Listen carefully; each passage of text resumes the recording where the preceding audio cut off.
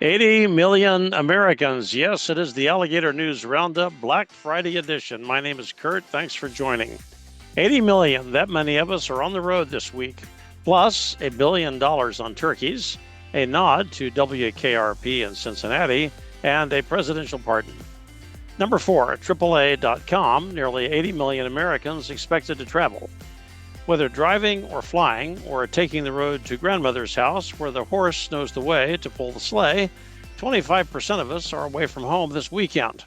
That probably means another quarter of us have company, and we get to hear Uncle Snodgrass tell us once again about the time he lost his toes in the threshing machine. Or maybe that's just my own family lore, which apparently made an impression on me. The growth from 77.8 million travelers in 2019 to 79.8 million this year represents an annual growth rate of 0.5% per year, according to my new digital BFF, ChatGPT.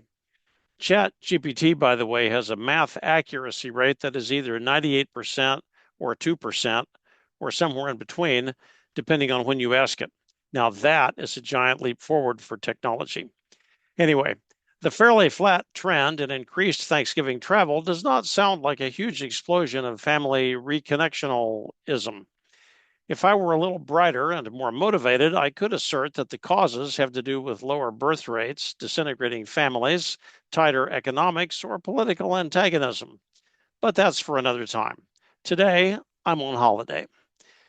There is a silver lining to this predictable one day a year travel phenomenon. Just think of all those vacant homes this weekend ripe for the picking. With a fourth of us on the road and most of the remainder watching Bears, Lions, Giants, and Cowboys instead of the neighbor's house, as we had promised to do, thieves should have great opportunities for personal enrichment. I expect an upswing in sales next week for companies like Simply Safe and Ring Doorbell. Where is Macaulay Culkin when you really need him? Number three, Finder.com. I've never heard of that site, finder.com. I don't know what they find exactly, but here's one. The headline, $983 million to be spent on turkeys. Something like 293 million of us were expected to eat part of a turkey yesterday. That amounts to 80% of the American population. Together, we shared 46 million bird carcasses, which means we each got something like 15% of a bird just to ourselves. Somewhere lost in the shuffle are the approximately 75 million of us who ate ham instead. Turkeys and pigs are our favorites for this holiday. Birds commercially raised for the table has become a hugely industrialized process. The critters live in conditions that would make most of us turn vegetarian if we saw it up close, but that has not kept us from spending nearly $1 billion on turkey this year. Interestingly, that is down 30% from last year's total spend, which probably has more to do with the economy than with our culinary appetite. Here's another fun fact. The grocery store cost of a Thanksgiving turkey was $17 in 2010. This year, it is over $30, an 80% increase. Most of that price jump came in the 2 years from 2020 to 2022. So I hope you did your share yesterday.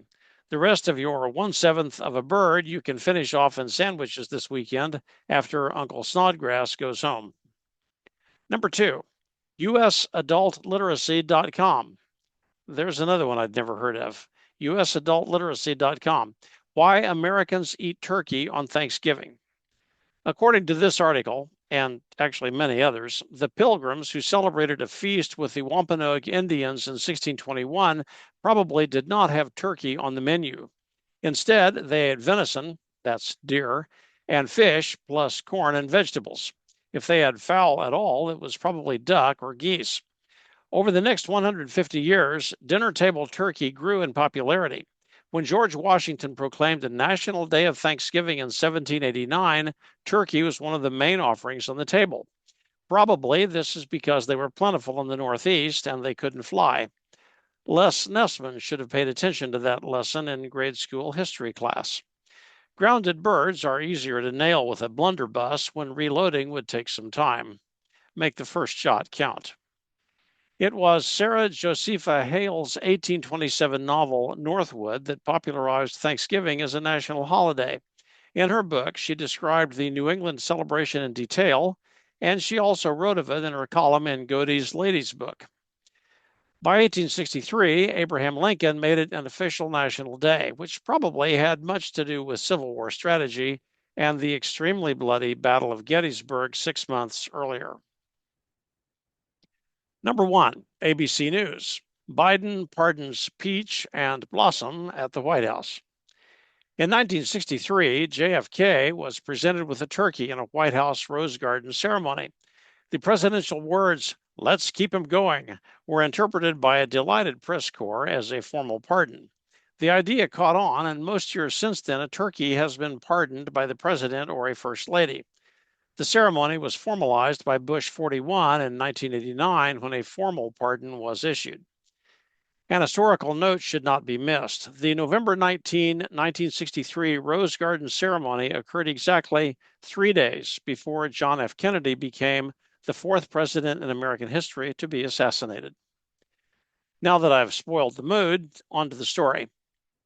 This year, President Biden was presented with Peach and Blossom, two 7-month-old Minnesota birds who each weigh about 40 pounds. That means, of course, they can barely stand up by themselves, having been treated all their short lives on a diet and in conditions conducive to nothing but weight gain, which may be more reflective of our abundant American society than we would like to contemplate. All that notwithstanding, I hope you have enjoyed your holiday and that you are looking forward to finishing the year with hope and optimism. Put up with Uncle Snodgrass. He won't be around forever, and you will have to take his place, forcing the next generations to endure your own stories of times gone by.